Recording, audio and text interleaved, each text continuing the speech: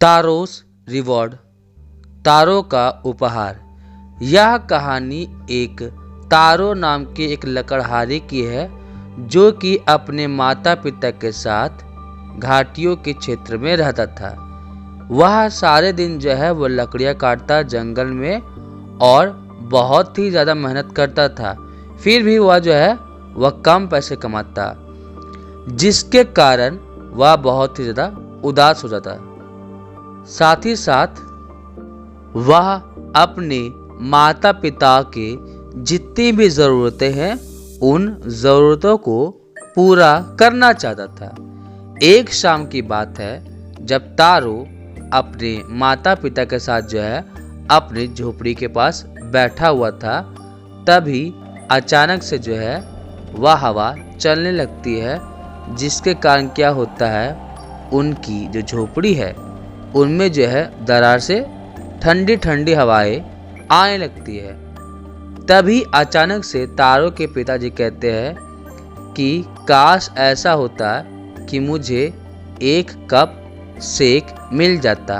अगर हम शेक के बारे में बात करें तो यह एक प्रसिद्ध जापानी ड्रिंक होता है।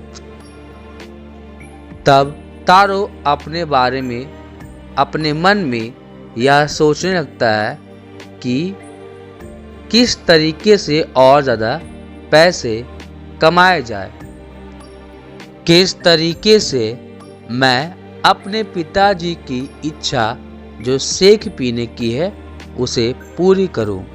तो वह निश्चय करता है कि अब वह और भी ज़्यादा कड़ी मेहनत करेगा। अगली सुबह क्या होता है कि तारो जो है वह अपनी दैनिकचर्या से पहले ही उठ जाता है और जंगल के रास्ते चला जाता है। वह सुबह से ही लकड़ियाँ काटना शुरू कर देता है और धीरे धीरे करके क्या होता है, सूरज सिर पे आ जाता है और अब जो है उसे बहुत ही ज़्यादा गर्मी लग रही होती है, जिसके कारण वह अपना जैकेट को खोल देता है।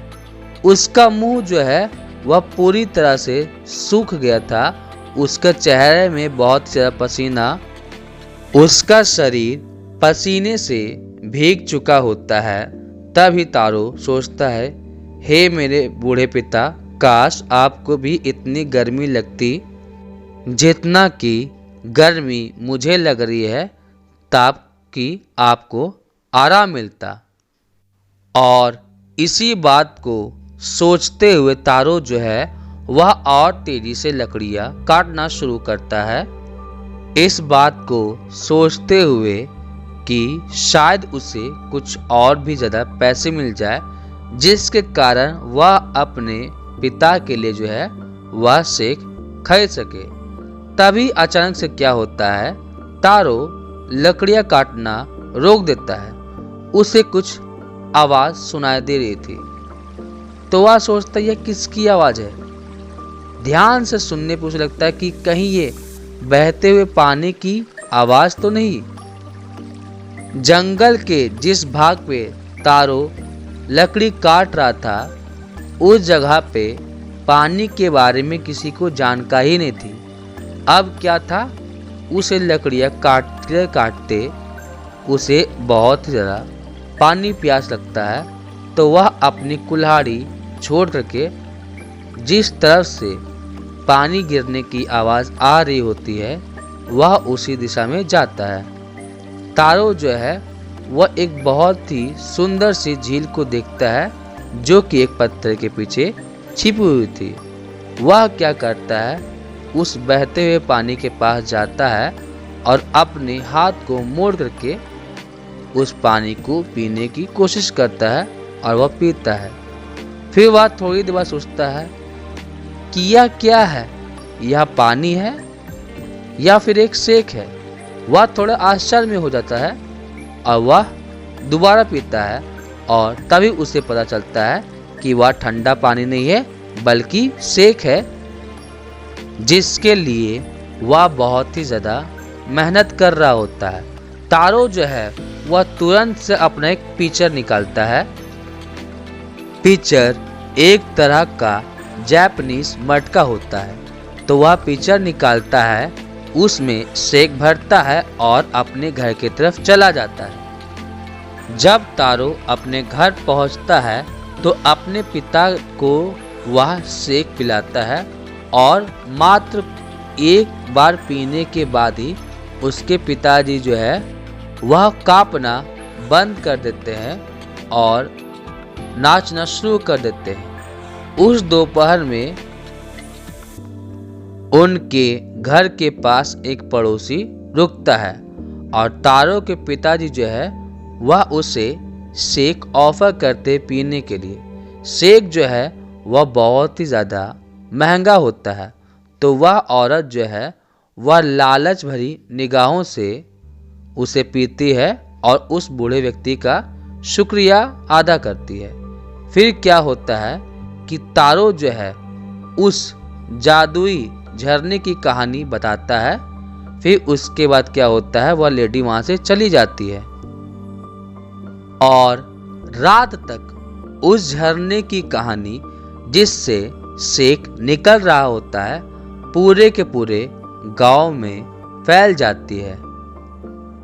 और उस शाम उस लकड़हारे के घर में बहुत सारे लोग वहां आते हैं, क्योंकि सारे के सारे व्यक्तियों ने उस झरने की कहानी सुनी हुई होती है। सब वहां आते हैं, शेक पीते हैं और 1 घंटे के भीतर में उस पिचर में, उस मटके में जो भी शेक था वह खत्म हो जाता है। तो अगली सुबह क्या होता है, तारो जो है वह सुबह होने से पहले ही अपने काम के लिए निकल जाता है और इस बार वह जो है एक बड़ा सा पिचर मटका अपने साथ ले करके जाता है, क्योंकि वह लकड़ी काटने से पहले उस झरने के पास जाना चाहता है। जब वह उस झरने के पास जाता है तो बहुत ही ज़्यादा वह आश्चर्य में पड़ जाता है, क्योंकि उसके जितने भी पड़ोसी थे सारे के सारे लोग वहाँ पे आए हुए थे। कोई बाल्टी लेके आया हुआ है, कोई जार लेकर के आया हुआ है उस मैजिकल शेक, उस जादुई शेक को ले जाने के लिए। तब एक गांव वाला जो है वह झुकता है और उस झरने का पानी पीता है। वह दोबारा पीता है और जोर से चिल्लाता है, यहाँ पे तो कुछ भी नहीं है, यहाँ पे बस पानी है, पानी के अलावा और कुछ भी नहीं है। फिर अब क्या होता है, दूसरा व्यक्ति भी वहाँ पे पानी पीने की कोशिश करता है उस शेक को, लेकिन वहाँ पे शेक होता ही नहीं बल्कि क्या होता है, पानी होता है। अब गांव वालों का क्या कहना होता है कि हम सभी को मूर्ख बनाया गया है, कहाँ है तारो, चलो उस तारो को इस झरने के पास लेके आते हैं। लेकिन तारो जो है बहुत ही ज़्यादा चतुर होता है और वह एक पत्थर के पीछे छुप गया होता है और वह देख रहा होता है कि लोग उसे ढूंढ रहे हैं, लेकिन तारो कहीं भी नहीं मिलता है। अब क्या होता है कि गांव वाले जो है बहुत ही ज़्यादा खरा खोटा सुनाते हुए उस जगह से चले जाते हैं। फिर उसके बाद तारो बाहर निकलता है जहाँ पे वह छुपा हुआ होता है। वह सोचने लगता है, क्या यह सच है या फिर मैं एक सपना देख रहा था। फिर उसके बाद तारो जो है वह उस झरने के पास जाता है, हाथ लगाता है और पीने की कोशिश करता है और वह जो है वह फिर से शेक ही था। मतलब वह एक जादुई झरना है जो केवल तारो के लिए ही शेक बनता था और उसके अलावा और कोई से पीने की कोशिश करता तो वह जो है वह एक सामान्य पानी बन जाता। अब तारो की और उस जादुई झरने की कहानी जो है वह जापान के राजा तक पहुंच जाती है। तो वह क्या करता है, उस लकड़हारे तारो को बुलाता है और उसे 20 सोने के सिक्के देता है उसकी अच्छाई और दयालुता के लिए, और अपने ही नगर के एक सुंदर से फाउंटेन का नाम तारों के नाम पे रख देता है, जिसके बाद राजा यह बोलता है कि यह जो फाउंटेन जो है वह बच्चों को बताएगा कि उन्हें हमेशा अपने माता पिता का सम्मान और उनकी इच्छाओं को पूरा करना चाहिए, ताकि वह जिंदगी में सफल व्यक्ति और अच्छे दिल का व्यक्ति बने, जैसा कि तारो बना है।